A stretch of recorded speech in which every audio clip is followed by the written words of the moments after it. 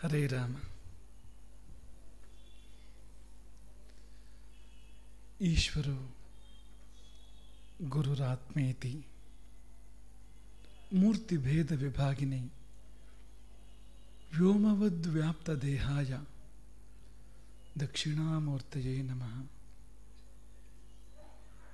ಬಾಲಶುಕನ ಸಲಹೆಯನ್ನು ಬಲ್ಲವರು ಕೇಳ್ತಾ ಇದ್ರು. ಆ ಹಿರಿಯರು ಈ ಕಿರಿಯನಿಗೆ ಗೌರವ ಕೊಡ್ತಾ ಇದ್ರು. ದೇವತಾನಾಂ ಋಷೀಣಾಂಚ ಬಾಲ್ಯೇಪಿ ಸ ಮಹಾತಪಾಃ ಸಮ್ಮಂತ್ರಣೀಯೋ ಮಾನ್ಯಶ್ಚ ಜ್ಞಾನೇನ ತಪಸಾ ತಥಾ. ಎಷ್ಟಿತ್ತು ಜ್ಞಾನ ಮತ್ತು ಎಷ್ಟಿತ್ತು ತಪಸ್ಸು ಅಂದರೆ, ದೇವತೆಗಳು ಋಷಿಗಳು ಕೂಡ ಸಮ್ಮಂತ್ರಣೀಯ, ಅವರಿಗೂ ಸಮ್ಮಂತ್ರಣೀಯ, ಸಂಶಯ ಬಂದರೆ ಬಂದು ಕೇಳ್ತಾರೆ. ಮಾನ್ಯಶ್ಚ ಗೌರವವನ್ನು ಕೊಡ್ತಾರೆ. ಹಾಗಿದ್ದ ಆ ಬಾಲಕ, ಶುಕಬಾಲಕ, ಅದಕ್ಕೆ ಆಕಾರ ಚಿಕ್ಕದಾದ ಮಾತ್ರಕ್ಕೆ, ಆಯುಸ್ಸು ಕಡಿಮೆ ಇದ್ದ ಮಾತ್ರಕ್ಕೆ ನಾವು ಅಳೆದು ಬಿಡಬಾರ್ದು, ಇದು ಸಣ್ಣದು ಇವನು ಸಣ್ಣವನು ಅಂತ. ವಾಮನನಲ್ಲಿ ಏನಿತ್ತು ಏನಿರಲಿಲ್ಲ ಹೇಳಿ. ತ್ರಿವಿಕ್ರಮನಾಗಿ ಬೆಳೆಯುವ ಚೈತನ್ಯ ಒಳಗಿತ್ತಲ್ವ, 3 ಹೆಜ್ಜೆಗಳಲ್ಲಿ 3 ಲೋಕ ಅಳೆಯುವಂಥ ಚೈತನ್ಯ ಅಂತ. ಇವನೇನು ಸಣ್ಣವನು ಅಂದರೆ, ಬಾಲಕ ಗುಹ ಎಷ್ಟಿತ್ತು ಅವನಲ್ಲಿ. ದೇವಸೇನಾಧಿಪತಿಯಾಗಿ ಅವನು ರಾಕ್ಷಸ ಕೋಟಿಯನ್ನು ಮೆಟ್ಟಿ ನಿಲ್ತಾನೆ ಅಂತ. ಅಷ್ಟು ಪರಾಕ್ರಮ ಇದೆ, ಶಕ್ತಿ ಇದೆ. ಆದರೆ ನೋಡಲು ಚಿಕ್ಕವನು. ಸನಕ ಸನಂದನರು, ಆ ಇವರು ನಿತ್ಯ ಕುಮಾರರು ಯಾವಾಗಲೂ 5 ವರ್ಷ ವಯಸ್ಸಂತವರಿಗೆ, ಅಂದರೆ ಇರೋದು ಹಾಗೆ ಅಂತ. ಆ ಪ್ಯೂರಿಟಿ, ಆ ಕ್ಲಾರಿಟಿ, 5 ವರ್ಷ ವಯಸ್ಸು ಅಂತಂದರೆ ಹಾಗಿರೋರು ಯಾವಾಗಲೂ ಅಂತ. ಹಾಗಾಗಿ ರ್ಯಾಪರ್ ನೋಡಿ ಎಳೆಯೋಕ್ಕೆ ಹೋಗಬೇಡ ಅಂತ ಹೇಳ್ತಾರಲ್ಲ, ಅಂಥ ಒಂದು ಸನ್ನಿವೇಶ ಇದೆ ಇಲ್ಲಿ. ದೇವತೆಗಳು ಋಷಿಗಳು ಅಂದರೆ ಎಷ್ಟು ಹಿರಿಯರವರು, ಎಷ್ಟು ಸಾಧನೆ ಬೇಕು ಒಂದು ದೇವತೆ ಆಗಲಿಕ್ಕೆ, ಒಬ್ಬ ಋಷಿ ಆಗಲಿಕ್ಕೆ. ಅಂಥವರು ಕೂಡ ಸಲಹೆ ಕೇಳ್ತಾ ಇದ್ರು ಮತ್ತು ಮಾನ್ಯ ಮಾಡ್ತಾಯಿದ್ರು. ನಿನ್ನೆ ಹೇಳಿದಾಗೆ ಎರಡೂ ಒಟ್ಟಿಗೆ ಮಾಡಬೇಕು ಅಂತ. ನಾವು ಒಬ್ಬರನ್ನ ಮಾನ್ಯ ಮಾಡ್ತೇವೆ ಅಂದರೆ ಅವ್ರು ಸಲಹೆ ಕೇಳೋ ಆಗಿರಬೇಕು, ಅವ್ರು ಹೇಳಿದ್ದನ್ನು ಕೇಳೋ ಆಗಿರಬೇಕು ಅಂತ. ಹಾಗೆ ಒಬ್ರು ಹೇಳಿದಂಗೆ ಕೇಳ್ತೇವೆ ಅಂತಂದರೆ, ಅಥವಾ ಒಬ್ಬರು ಸಲಹೆ ಕೇಳ್ತೇವೆ ಅಂದರೆ ಅವರನ್ನು ಮಾನ್ಯ ಮಾಡೋ ಹಾಗಿರಬೇಕು. ಜೀವನದಲ್ಲಿ ನಾವು ಹಾಗಿರೋದಿಲ್ಲ. ಕೆಲವು ಸರ್ತಿ ಕೆಲವರಿಗೆ ಗೌರವ ಕೊಡ್ತೇವೆ, ಸಲಹೆ ಕೇಳೋದಿಲ್ಲ. ಈ ಗುರುಗಳಿಗೆ ಗೌರವ ಕೊಟ್ಬಿಡೋದು ಸಂಪೂರ್ಣ.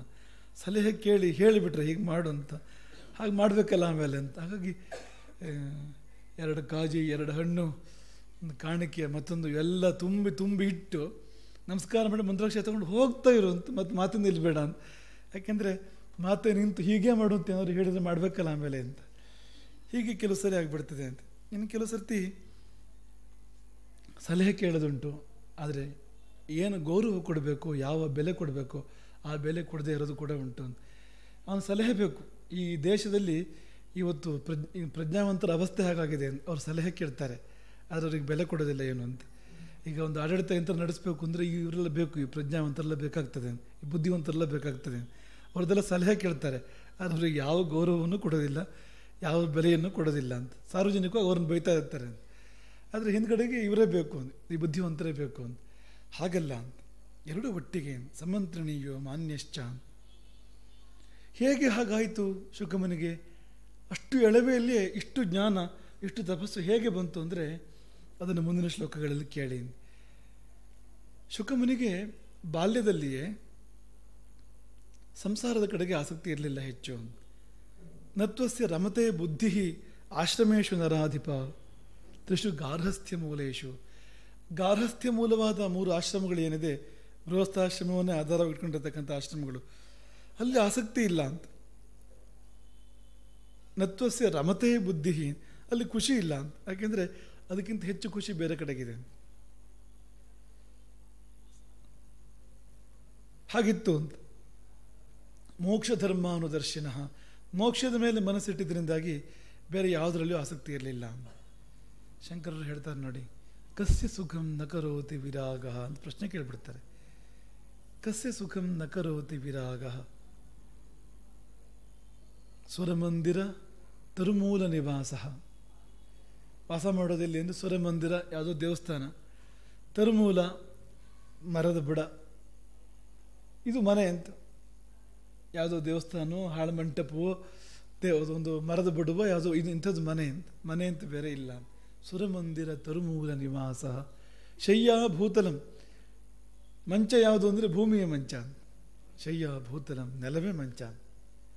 ಅಜಿನಂ ವಾಸಃ, ಬಟ್ಟೆ ಯಾವುದು ಅಂದರೆ ಅಜಿನಮೇ ಬಟ್ಟೆ, ಬೇರೆ ರೇಷ್ಮೆ ಪೀತಾಂಬರ ಇದೆಲ್ಲ ಇಲ್ಲ ಅಂತ.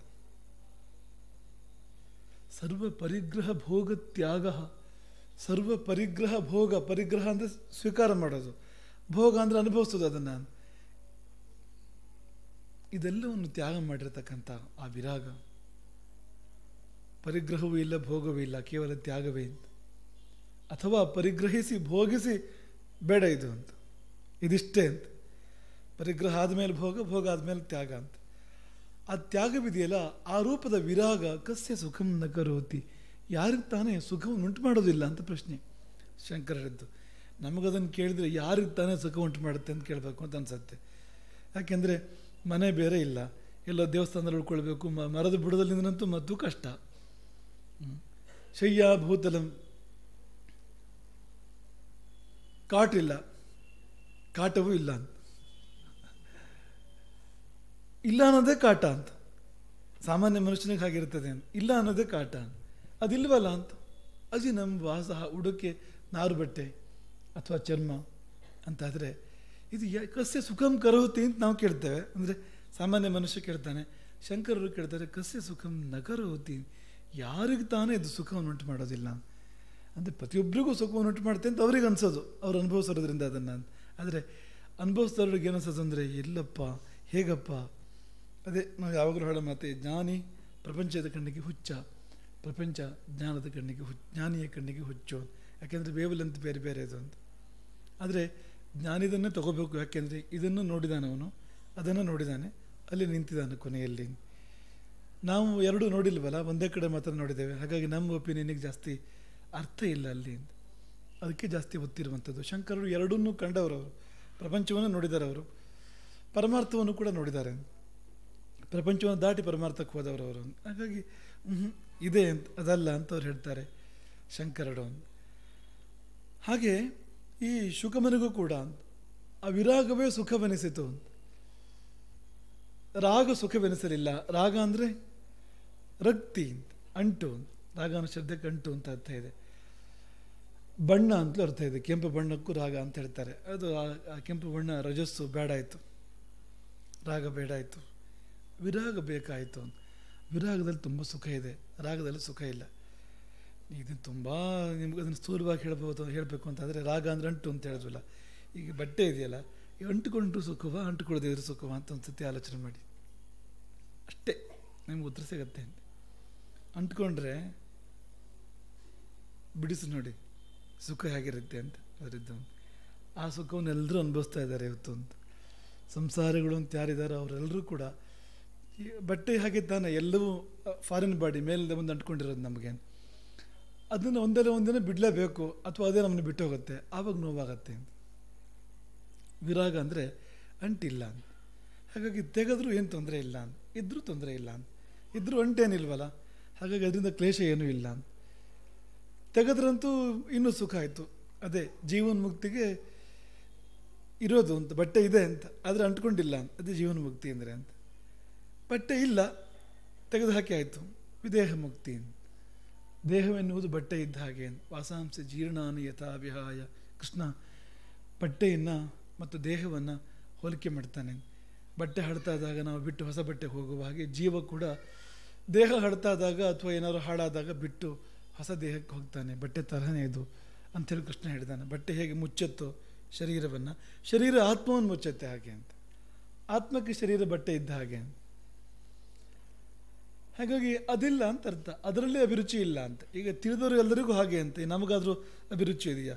ಯಾವುದಾದ್ರು ಒಂದು ಬಟ್ಟೆಯಲ್ಲಿ ಪೂರ್ತಿ ಒಳಗಡೆಯಿಂದ ಅಂಟಿದೆ ಅಂತಾದರೆ ನಾವು ಅದನ್ನು ಹಾಕೋತೇವ ಅಂತ. ನಮ್ಗೆ ಗೊತ್ತಿರೋದ್ರಿಂದ ಆ ಬಟ್ಟೆ ಬೇಡ ಅಂತ ಹೇಳ್ತೇವೆ. ಹಾಗೆ ಶುಕಮುನಿಗಳು ಅದು ಬೇಡ ಅಂತಂದರು ಅಂತ. ಅದು ರಾಗ, ಅದು ಅಂಟೋದು, ಅದು ಅಂಟ್ಕೊಂಡಿದ್ದಾಗಲೂ ಕೂಡ ಕಷ್ಟ ಕೊಡುತ್ತೆ, ತೆಗಿಯೋಕ್ಕೆ ಹೋದರೆ ಇನ್ನೂ ಕಷ್ಟ ಕೊಡುತ್ತೆ. ಬೇಡಪ್ಪ ಅಂದು ಸಹಜ ಅಂತ.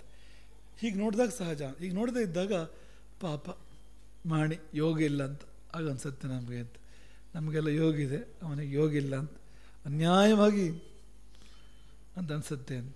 ಅದು ಶುಗರ್ ಬಗ್ಗೆ ಅಂತೂ ವರ್ಣನೆ ಬಂದಿದೆಯಲ್ಲ, ಬಹಳ ಸುಂದರವಾಗಿದ್ದರು ಅಂತ. ಚಂದಿ ಮಾಡಿ ಅನ್ಯಾಯವಾಗಿ ಯಾರು ಏನು ತಲೆ ತುಂಬಿದ್ರೋ, ಏನಾಯ್ತೋ, ಯಾವ ಗುರುಗಳ ಹತ್ರ ಹೋದನೋ, ಏನು ಚೂಮಂತ್ರ ಕಾಳಿ ಮಾಡಿದ್ರು ಅವರು, ಅವನಿಗೆ ಯಾವುದು ಬ್ಯಾಡು ಅಂತೆ ಅಂತ ಟ್ರೀಟ್ಮೆಂಟಿಗೆ ಕರ್ಕೊಂಡು ಹೋಗ್ತೇವೆ ನಾವು ಅಂತ ಕೂಡಲೇ ಅಂತ.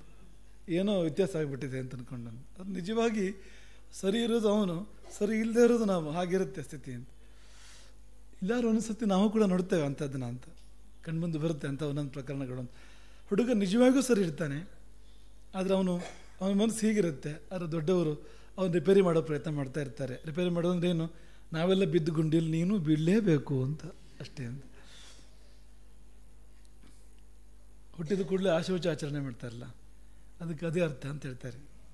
ಈಗ ಸತ್ತಾಗ ಆಶೋಚ ಆಚರಣೆ ಮಾಡೋದು ಅರ್ಥ ಆಗುತ್ತೆ, ದುಃಖ ಆಗಿದೆ ಅಂತ. ಹುಟ್ಟಿದಾಗ ಎಂಥದಪ್ಪ ದುಃಖ, ಆಶೋಚ ಯಾಕೆ ಆಚರಣೆ ಮಾಡಬೇಕು ಅಂದರೆ ಅದೇ ನಾವೆಲ್ಲ ಬಿದ್ದ ಗುಂಡಿಯಲ್ಲಿ ನೀನು ಬಂದು ಬಿದ್ದೆ ಅಂತ. ಅಲ್ಲಿ ಆಶೋಚ ಯಾವುದಕ್ಕೇನು ಆ ಕಾರಣಕ್ಕೋಸ್ಕರವಾಗಿ ನಾವು ಯಾವ ಕೂಪದಲ್ಲಿ ಬಂದು ಬಿದ್ದಿದ್ದೇವೋ, ಸಂಸಾರದ ಕೂಪದಲ್ಲಿ ನೀನು ಬಂದು ಬಿದ್ದ, ಒಟ್ಟಿಗೆ ಸೇರಿ ಅಳ್ಳೋಣ ಎಲ್ಲರೂ ಸೇರಿ ಅಂತ. ಅದು ಆಶೋಚ ಅಂದರೆ, ಜಾತಾಶೋಚ ಅಂದರೆ ಹಾಗೆ ಅಂತ.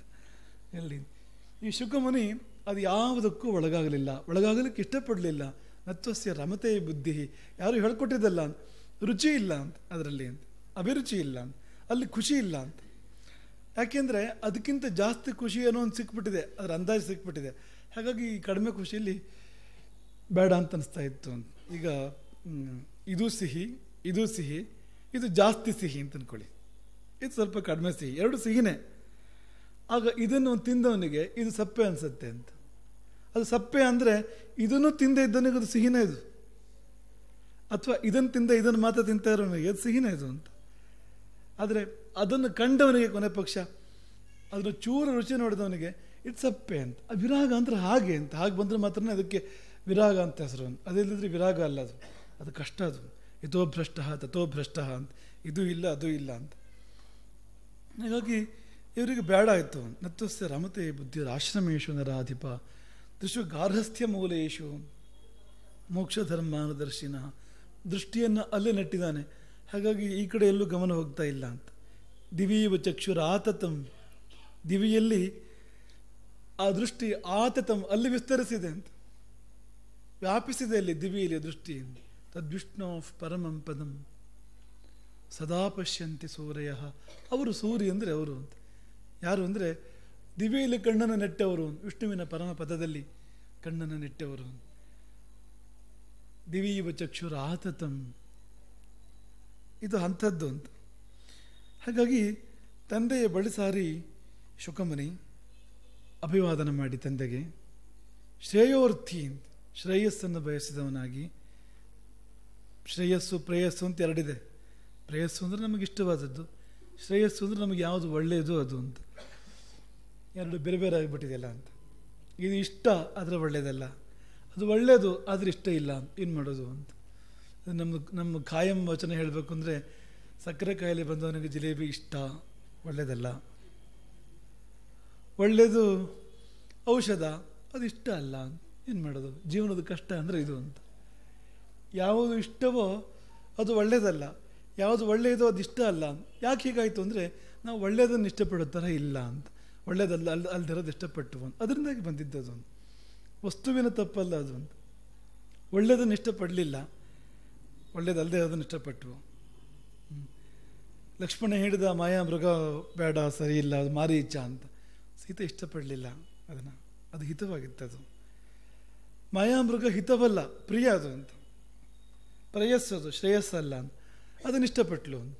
ಹಾಗಾಗಿ ಅಷ್ಟೆಲ್ಲ ಆಗಿದ್ದು ಅನಾಹುತ ಅಂತ. ಒಂದೇ ಒಂದು ಚೂರು ಎಡವಟ್ಟಾಗಿದ್ದು, ಹಿಂದೆ ಮುಂದೆ ಆಗಿದ್ದು ಅಂತ. ಹಿಂದೆ ಮುಂದೆ ಅಂದರೆ ಇಷ್ಟವಾದದ್ದು ಹಿತವಲ್ಲ, ಹಿತವಾದದ್ದು ಇಷ್ಟವಲ್ಲ ಅನ್ನೋ ಒಂದು ತಪ್ಪು ನಿರ್ಣಯ ಇದೆಯಲ್ಲ, ಅದು ರಾಮಾಯಣ ಅಷ್ಟಾಯಿತು ಅಂತ.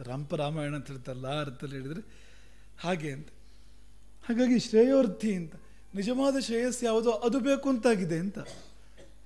ಪ್ರೇಯಸ್ಸಿನ ಕಡೆ ಗಮನ ಇಲ್ಲ ಅಂತ. ನಿಜವಾದ ಶ್ರೇಯಸ್ಸಿನ ಕಡೆಗೆ, ಶ್ರೇಯಸ್ಸು ಅಂದರೆ ನಿಜವಾದ್ದು, ಆ ಕಡೆಗೆ ಗಮನ ಇದೆ ಅಂತ. ಹಾಗಾಗಿ ತಂದೆ ಎಂಬ ಗುರುವನ್ನು ಪ್ರಾಹಾಭಿವಾದ್ಯ ಚ ಗುರುಂ, ತನ್ನ ತಂದೆ ಎನ್ನುವನು ಗುರು. ಯಾವಾಗಲೂ ಗುರು ಅನ್ನೋದು ಗುರುಸ್ಥಾನಗಳು ಅನೇಕ ಬರ್ತವೆ. ತಾಯಿಯೂ ಕೂಡ ಗುರುವೇ, ತಂದೆಯೂ ಗುರುವೇ. ಎಷ್ಟೇ ವಿದ್ಯಾಂ ಪ್ರಯಚ್ಛತಿ, ಅವನು ಕೂಡ ಗುರುವೇ, ವಿದ್ಯೆಯನ್ನು ಕೊಟ್ಟವನು. ಇಂಥ ಕೆಲವು ಸ್ಥಾನಗಳು ಬರ್ತವೆ, ಅಲ್ಲ ಗುರುಸ್ಥಾನಗಳು. ತಂದೆ ಎಂಬ ಗುರು ಅಂತ. ತಂದೆ ಗುರು ತಾನೇ, ಪ್ರಪಂಚ ತೋರಿಸೋನು. ಇದು ಹೀಗೆ, ಇದು ಒಳ್ಳೆಯದು, ಇದು ಕೆಟ್ಟದನ್ನು ತೋರಿಸ್ಬೇಕಲ್ಲ ಪ್ರಪಂಚವನ್ನು ಅವನು ಮೊದಲು. ಹಾಗಾಗಿ ಮೋಕ್ಷ ಮನುಚಿಂತ್ಯ ಇವ, ಮೋಕ್ಷವನ್ನೇ ಚಿಂತಿಸಿ ಚಿಂತಿಸಿ ಚಿಂತಿಸಿ ಅನುಚಿಂತಿಸಿ ಅದನ್ನೇ ಪರಿಭಾವಿಸಿ. ಪಿತರಮಭ್ಯಗಾತ್, ತಂದೆಯ ಬಳಿ ಸಾರಿದ. ಆ ತಂದೆಯೇ ಗುರು ಅಂತ. ತಂದೆ ಎಂಬ ಗುರುವನ್ನು ಅಭಿವಾದ್ಯ ನಮಿಸಿ ವಿನಯಾನ್ವಿತ, ವಿನಯದಿಂದ ಕೂಡಿದವನಾಗಿ, ಶ್ರೇಯೋರ್ಥಿ, ಶ್ರೇಯಸ್ಸನ್ನು ಬಯಸಿದವನಾಗಿ ಕೇಳ್ತಾನೆ. ಇದು ವಿನಯಾನ್ವಿತ ಅಂದರೆ ಕೆಲವು ಸರಿ ತಂದೆ ತಾಯಿಯಲ್ಲಾದರೆ ವಿನಯ ಇರೋದಿಲ್ಲ ಅಂತ. ಹಾಗಾಗಿ ಬೇರೆ ಗುರು ಅಂತ ಬೇಕಾಯಿತು ಅಂತ. ಯಾಕೆಂದರೆ ಅಮ್ಮ ಏನೇ ಹೇಳಿದರು, ಎಷ್ಟೇ ಸರಿಯಾದ ಹೇಳಿದರು, ಮಿಸ್ ಬೇರೆ ಥರ ಹೇಳಿದ್ದಾರೆ ಅಂತ ಅಲ್ಲೇ ಅಂತ. ಹಾಗಾಗಿ ಮಿಸ್ಇಂಟರ್ಪ್ರಿಟ್ ಮಾಡಿದ್ರು ಒಂದು ವೇಳೆ, ಇದು ಮಗು ಅದನ್ನೇ ತಗೊಳ್ಳೋದು ಅಂತ. ಹಾಗೆ ತಂದೆ ತಾಯಿಯಲ್ಲಿ ವಿನಯ ಇಲ್ಲ ಅಂತ ಬರ್ತಾ ಬರ್ತಾ ಹಾಗಾಗಿಬಿಟ್ಟಿದೆ. ಆದರೆ ಒಂದು ಕಾಲದಲ್ಲಿ ಆ ಸಂಸ್ಕಾರ ಇತ್ತು. ತಂದೆ ತಾಯಿಯಲ್ಲಿ ಎಷ್ಟು ವಿನಯ. ವಸ್ತುಗಳು ಹತ್ತಿರ ಇದ್ದಾಗ, ಬೆಲೆ ಬಾಳುವ ವಸ್ತುಗಳು, ನಮಗದ್ರ ಬೆಲೆನೇ ಗೊತ್ತಾಗೋದಿಲ್ಲ ಅಂತ. ತಂದೆ ಗೊತ್ತಿಸಿದ ಮೇಲೆ ನಾವು ಫೋಟೋ ಇಟ್ಟು ಉದ್ಬತ್ತಿ ಹಚ್ತೇವಲ್ಲ, ಇದ್ದಾಗ ಮಂಗಳಾರತಿನೇ ಮಾಡಿದ್ದು ಪೂರ್ತಿ ಅಂತ ಹಾಗಿರ್ತದೆ ಅಂತ. ಆದರೆ ಇಲ್ಲಿ ಹಾಗಿಲ್ಲ ಅಂತ, ವಿನಯಾನ್ವಿತ ಅಂತ. ಯಾಕೆಂದರೆ ದೃಷ್ಟಿ ಅಲ್ಲಿದೆ ಅಂತ, ಶ್ರೇಯಸ್ಸಿನಲ್ಲಿ ದೃಷ್ಟಿ ಇದೆ, ಇಲ್ಲಿ ಸಿಗ್ಬೋದು ಅನ್ನೋ ಅಂದಾಜಿದೆ ಅಂತ ತಂದೆಯಲ್ಲಿ.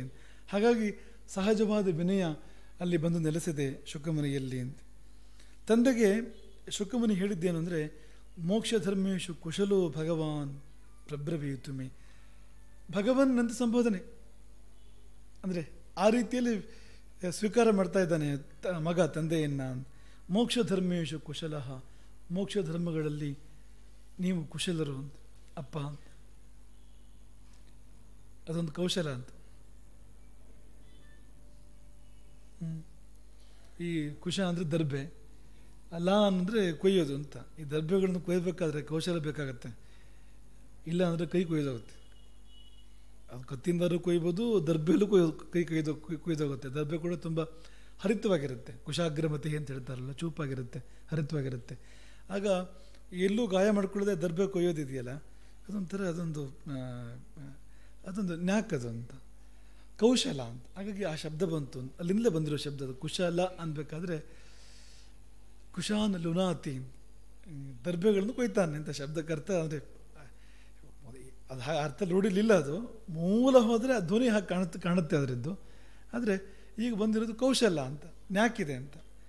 ಮೋಕ್ಷ ಧರ್ಮಗಳಲ್ಲಿ ಅಂಥ ಕೌಶಲ ಇದೆ ಅಂತ. ಹೇಗೆ ದರ್ಬೆಯನ್ನು ಗಾಯ ಮಾಡದೆ ಕೊಯ್ಕೊಳ್ಬೇಕು ಅಂತಂದರೆ, ಹೇಗೆ ದರ್ಬೆ ಕೊಯ್ಯೋದು ಅಂದ್ರೇನು, ಭೂಮಿಯನ್ನು ಬಿಡಿಸೋದು, ಭೂಮಿಯ ಬಾಂಧವ್ಯವನ್ನು ಬಿಡಿಸೋದು ಅಂತ, ಭೂಮಿಯಿಂದ ಬೇರೆ ಮಾಡೋದು ಅದನ್ನು. ಹಾಗೆ ಈ ಭೂಮಿಯ ಋಣವನ್ನು ಬಿಟ್ಟು ಮುಕ್ತಿಯನ್ನು ಪಡಿಬೇಕಲ್ವ, ಇಲ್ಲಿಯ ಸಂಬಂಧವನ್ನು ಕಡ್ಕೊಳ್ಬೇಕಲ್ವ ಅಂತ.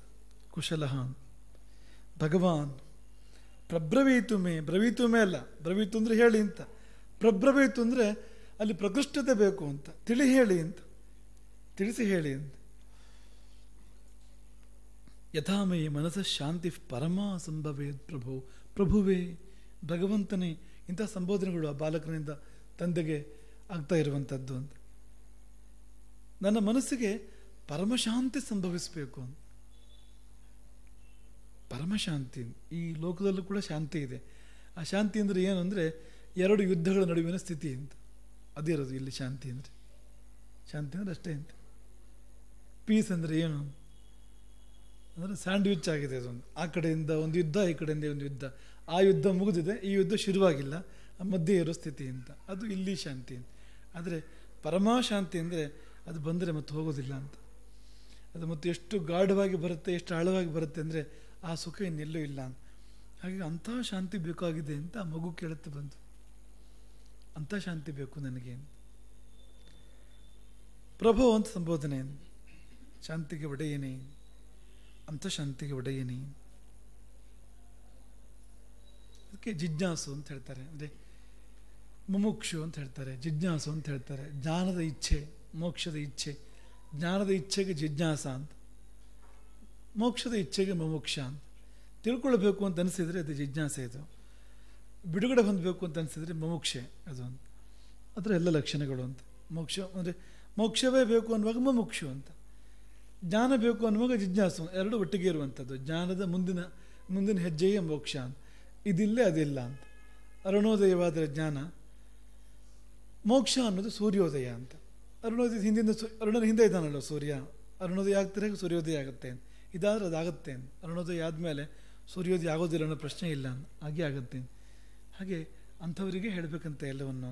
ಯಾರು ಜಿಜ್ಞಾಸುವೋ, ಯಾರು ಮುಮುಕ್ಷುವೋ ಅವನೇ ಅಧಿಕಾರಿ, ಅವನಿಗೆ ಇದನ್ನೆಲ್ಲ ಹೇಳಬೇಕು. ಮತ್ತು ಯಾರಿಗೆ ಮುಮುಕ್ಷೆ ಇಲ್ವೋ, ಜಿಜ್ಞಾಸೆ ಇಲ್ವೋ ಅವ್ರಿಗೆ ಹೇಳಬಾರ್ದು ಅಂತ ಲೆಕ್ಕ. ಅದು ನಾಪೃಷ್ಟ ಕಸಚಿತ್ ಬ್ರೂಯಾತ್, ಕೇಳದೆ ಹೇಳಬೇಡ ಅಂತ. ಅದು ಗತ್ತುಗಾರಿಕೆ ಅಲ್ಲ, ಅದು ಬಾ ಹಾಗೆ ಕೇಳು ಆ ಥರ ಅಲ್ಲ, ಅದು ಗತ್ತುಗಾರಿಕೆ ಅಲ್ಲದು. ಅದು ಅವನಿಗೆ ಹಸಿವಿಲ್ಲದೆ ನೀನು ಕೊಡಬೇಡ ಅಂತ, ರುಚಿ ಆಗೋದಿಲ್ಲ ಅಂತ. ಎಂಥ ರುಚಿಯಾದ ಆಹಾರವೂ ಕೂಡ ಹಸಿವಿಲ್ಲದೆ ಕೊಟ್ಟರೆ ರುಚಿ ಆಗೋದಿಲ್ಲ ಅದು ಅಂತ. ಅವನು ಚೆಲ್ತಾನೆ ಅದನ್ನು ಅಂತ, ಅವನಿಗೆ ಬೆಲೆ ಗೊತ್ತಿಲ್ಲ ಅಂತ. ಕೊಡಬೇಡ ಅದನ್ನು ಅಂತ. ವಿದ್ಯೆಯ ಸಹ ಮರ್ತವ್ಯಂ ಸ್ಮೃತಿ ಹೇಳಿತು ಅಂತ.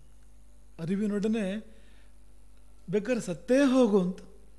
ನತ್ವೇನ ಮಿರುಣೇ ಒಪ್ಪೇತ್, ಮರುಭೂಮಿಯಲ್ಲಿ ಮಾತ್ರ ಆ ವಿದ್ಯಾವೃಕ್ಷವನ್ನು ನಡಬೇಡ ಅಂತ. ವಿದ್ಯಾ ಸಸ್ಯವನ್ನು ಮರುಭೂಮಿಯಲ್ಲಿ ನಡಬೇಡ. ಎಲ್ಲಿ ಅದಕ್ಕೆ ಬೆಳೆಯೋಕೆ ಅವಕಾಶ ಇಲ್ವೋ ಅಂಥ ಭೂಮಿಯಲ್ಲಿ, ಅಂಥ ಮನೋಭೂಮಿಕೆಯಲ್ಲಿ ಇಡಬೇಡ ವಿದ್ಯಾ ಬೀಜವನ್ನು, ಸ್ವವಿದ್ಯಾಂಕುರವನ್ನು ಅಂತ. ಹಾಗೆ ನಾಪೃಷ್ಟ ಕಸಚಿತ್ ಬ್ರೋಯ, ಕೇಳದೆ ಹೇಳಬೇಡ ಅಂದರೆ ಹಾಗೆ ತೀವ್ರವಾದ ಮುಮುಕ್ಷೆ ಇರಬೇಕು ಅಂತ. ಅದಿದ್ದಾಗಲೇ ಹೇಳಬೇಕು ಅಂತ, ಅದಿಲ್ಲದಿದ್ದರೆ ಹೇಳಬಾರ್ದು ಅಂದರೆ ಪದ್ಧತಿ. ಅದೇ ನಿಮಗೊಂದು ಉದಾಹರಣೆ ನಾವು ಹೇಳ್ತಾ ಇರ್ತೇವಲ್ಲ ಯಾವಾಗಲೂ. ಒಬ್ಬನು ಶಿಷ್ಯ ಗುರುವನ್ನು ಯಾವಾಗ ನೋಡಿದ್ರು ಪೀಡಿಸ್ತಾ ಇದ್ದ ಅಂತ. ದೇವರನ್ನು ತೋರಿಸಿ ಪೀಡಿಸ್ತಾ ಇದ್ದ ಯಾವಾಗ ನೋಡಿದ್ರು. ಈ ಗುರುಗಳು ಮುಂದೆ ಹಾಕೋದು ಯಾವಾಗ ನೋಡಿದ್ರು ಅಂತ. ಹುಣ್ಣಿಮೆ ಕಡಲಿ, ಅಮಾವಾಸ್ಯೆ ಕಡಲಿ, ಸಂಕ್ರಾಂತಿ ಮರುದಿನ ಅಂತೇಳಿ ದೀಪಾವಳಿ ಆಗಲಿ ಅಂತ ಮುಂದೆ ಹಾಕ್ತಾ ಇದ್ರಂತೆ. ಕೊನೆಗೊಂದು ಸತಿ ಬಂದು ಹಿಡ್ಕೊಂಡೇ ಬಿಟ್ಟಂತೆ. ಕೊಡಲೇ ಬೇಕು ಜ್ಞಾನವನ್ನು, ದೇವರನ್ನು ತೋರಿಸಲೇಬೇಕು ಅಂತ. ಏನು ಮಾಡ್ರೂ ಬಿಡೋದಿಲ್ಲ ಅಂತ. ಆಯಿತು ನಾಳೆ ಬಾ ಅಂದ್ರಂತೆ ಗುರುಗಳು. ಬಂದ, ಇವ್ರು ಸ್ನಾನ ಮಾಡ್ಕೊಂಡು ಬರೋಣ ಇಬ್ಬರು, ಯಾಕೆಂದ್ರೆ ಇಬ್ಬರು ಶುದ್ಧ ಆಗಬೇಕು. ದೇವರನ್ನು ನೀವು ತೋರಿಸ್ಬೇಕು ಅಂದರೆ ಏನು ಅಶುದ್ಧಿಲಿ ದೇವ್ರನ್ನ ತೋರ್ಸೋಕ್ಕೆ ಸಾಧ್ಯವ? ಇಬ್ಬರು ಶುದ್ಧ ಆಗಬೇಕು. ಗುರು ಶಿಷ್ಯ ಇಬ್ಬರು ನದಿಗೆ ಹೋದರು, ಇಬ್ಬರು ಒಟ್ಟಿಗೆ ಮುಳುಗಿದ್ರು. ಗುರು ಮೊದಲೇ ಎದ್ದು ಆ ಶಿಷ್ಯನನ್ನು ಒತ್ತಿರ್ಕೊಂಡ್ಬಿಟ್ಟನಂತೆ ಹಾಗೆ ನೀರೊಳಗೆ. ಮೋಕ್ಷ ಅಂದರೆ ಏನು? ಅದೇ ಮೋಕ್ಷ ಅಂತ ಬಲವಾಗಿ ಒತ್ತಿರ್ಕೊಂಡ್ಬಿಟ್ಟಿದ್ದಾನೆ. ಅವನು ಇದ್ದ ಒಳಗೆ ಅವನು ಅಂದರೆ ಅವನಿಗೆ ಅವಸರಿನ ಪ್ರಾಣ ಸಂಕಟ ಅಂಥ ಸ್ಥಿತಿ ಅಂತ. ಒಂದು ಸಾರಿ ಗಾಳಿ ಸಿಕ್ಕಿದ್ರೆ ಅಂತ ಒಂದಿಷ್ಟು ಅಂತ ಅಂಥ ಸ್ಥಿತಿ ಅಂತ. ಕೊನೆಗೆ ಸರ್ವಶಕ್ತಿಯನ್ನು ವಿನಿಯೋಗಿಸಿ ಆ ಗುರುವಿನ ಕೈಯನ್ನು ದಬ್ಬಿ ಮೇಲದ್ನಂತೆ.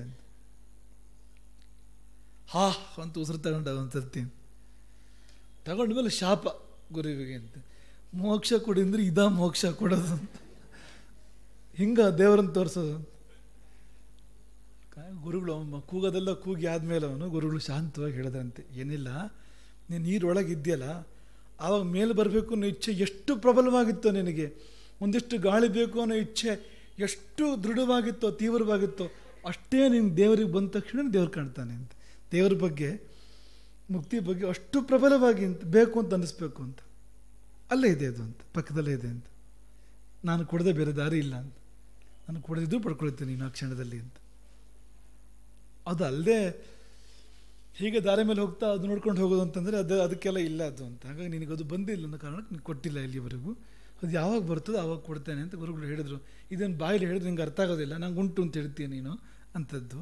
ಈಗ ನೀನು ತುಲನೆ ಮಾಡ್ಕೊ, ನೀನು ಈಗ ಏನಾಗಿತ್ತು ಒಳಗಡೆ ನಿನಗೆ, ಅಷ್ಟೇ ತೀವ್ರವಾಗಿ ದೇವರು ಬೇಕು ಅಂತಿದೆಯಾ ನಿನಗೆ?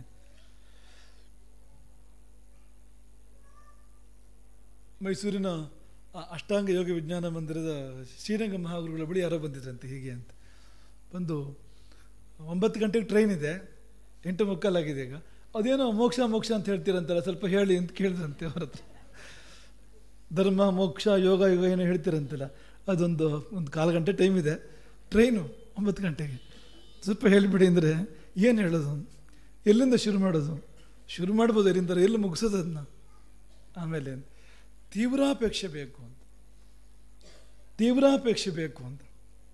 ಮುಮುಕ್ಷೆ ಅಂದರೆ ಸುಮ್ಮನೆ ಇರಲಿ ಅದು ಸಹ ಅಂತ ಅನ್ನೋ ತರಹ ಅಲ್ಲ ಅಂತ. ಅದು ಬೇಕು, ಅದು ಬೇಕೇ ಬೇಕು, ಅದೇ ಬೇಕು ಅಂತ, ಅದೇ ಬೇಕೇ ಬೇಕು ಅನ್ನೋ ತರಹ ಆದಾಗ ಮಾತ್ರನೇ ಅದು ಪ್ರಾಪ್ತ ಆಗುವಂಥದ್ದು. ಆ ಮಟ್ಟದ ಪ್ರಾಶಸ್ತ್ಯವನ್ನು ಈಶ್ವರ ಬಯಸ್ತಾನೆ ಅಂತ, ಭಗವಂತ ಬಯಸ್ತಾನೆ. ನಾವು ಸಣ್ಣ ಪುಟ್ಟ ಏನಾದ್ರು ಉಪಕಾರ ಮಾಡಬೇಕಾದ್ರೂ ಪ್ರಿಫರೆನ್ಸ್ ಬಯಸ್ತೇವೆ. ನಮಗೆ ಅವನು ಎಲ್ಲಕ್ಕಿಂತ ದೊಡ್ಡ ಉಪಕಾರ ಮಾಡುವನು, ನೀನು ಹಂಗೇನು ಕೊಡೋದು ಬೇಡ, ಅದು ಪ್ರಿಫರೆನ್ಸ್ ಕೊಡು ಅಂತ, ನನಗೇನು ಮೊದಲನೇ ಪ್ರಾಶಸ್ತ್ಯ ಅಂತ ಕೊಟ್ಟರೆ ಇದನ್ನು ನಾನು. ಅದು ಬಿಟ್ಟು ನೀನು ಪಟ್ಟಿಯೊಳು ನಾನು ಎಲ್ಲೋ ತುದಿಯಲ್ಲಿದ್ದೇನೆ ಅಂದರೆ ಅದಕ್ಕೆಲ್ಲ ಇಲ್ಲ ಅಂತ. ಹಾಗಾಗಿ ಆ ತರಹ ಬೇರೆ ಯಾವುದ್ರ ಬಗ್ಗೆ ರುಚಿ ಇಲ್ಲ, ಅದ್ರ ಬಗ್ಗೆ ರುಚಿ ಇದೆ ಅಂತ ಬಂದ ಮಗ ಅರ್ಹನಾದ ಅಂತ. ಕೇವಲ ಮಗ ಅನ್ನೋ ಕಾರಣಕ್ಕೆ ಕೊಡೋಕ್ಕೆ ಸಾಧ್ಯ ಇಲ್ಲ ಅದನ್ನು ಅಂತ.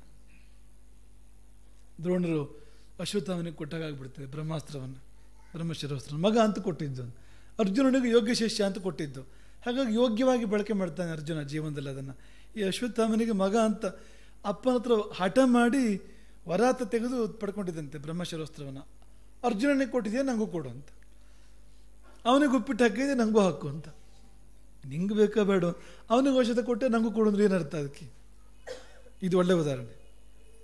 ಅಣ್ಣನಿಗೆ ಔಷಧ ಕೊಟ್ಟಿಯಲ್ಲ ನನಗೂ ಕೊಡು ಅಂದರೆ ಆ ತಾಯಿ ಕೊಟ್ಟರೆ ಏನಾಗಬೇಕು, ಮಗುವಿನ ಕಥೆ ಏನಾಗಬೇಕು ಇಲ್ಲಿ ಅಂತ. ಹಾಗಲ್ಲ ಅದು ಅಂತ, ಅವನವನಿಗೆ ಬೇಕಾಗಬೇಕು, ಅವನವನಿಗೆ ಅರ್ಹತೆ ಇರಬೇಕು ಅಂತ. ಹಾಗೆ ಮಗನೆಂಬ ಕಾರಣಕ್ಕಲ್ಲ ಅಂತ.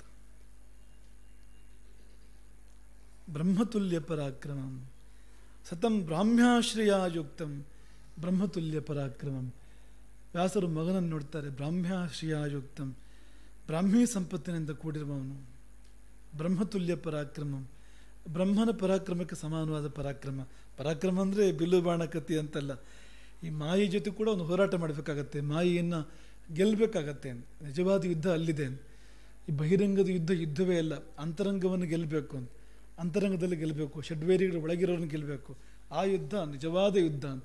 ಅಲ್ಲಿ ಗೆದ್ದವನು ಪರಮವೀರ ಅಂತ. ನಮ್ಮ ರಾಮ ನೋಡಿ ವೀರಾಸನದಲ್ಲಿ ಕೂತ್ಕೊಂಡಿದ್ದಾನೆ, ವೀರಾಸನ ಅಧ್ಯಾಸಿತಂ, ಎಡಗಾಲ ಮೇಲೆ ಬಲಗಾಲಿದೆ ಹೀಗೆ, ಅಲ್ಲಿ ಅದು ವೀರಾಸನ ಅಂತ ಹೆಸರು. ಅದೆಂಥ ವೀರಾಸನ, ಯುದ್ಧ ಮಾಡಬೇಕಾದ್ರೆ ಎಡಗಾಲ ಮೇಲೆ ಬಲಗಾಲ ಹಾಕೊಂಡು ಯುದ್ಧ ಮಾಡ್ತಾರೆ, ಆ ಕೂತ್ಕೊಂಡು ಹೀಗೆ ಕೂತಿರೋದು, ಎಡಗಾಲ ಮೇಲೆ ಬಲಗಾಲಿದೆ. ಅದೆಂಥ ವೀರಾಸನ ಅಂದರೆ ಅದು ಎಡ ಅಂದರೆ ಪ್ರಕೃತಿ ಮಾಯೆ, ಬಲ ಅಂದರೆ ಪುರುಷ ಆತ್ಮ, ಇದರ ಮೇಲೆ ಅದು ಬಂದಿದೆ ಅಂತ.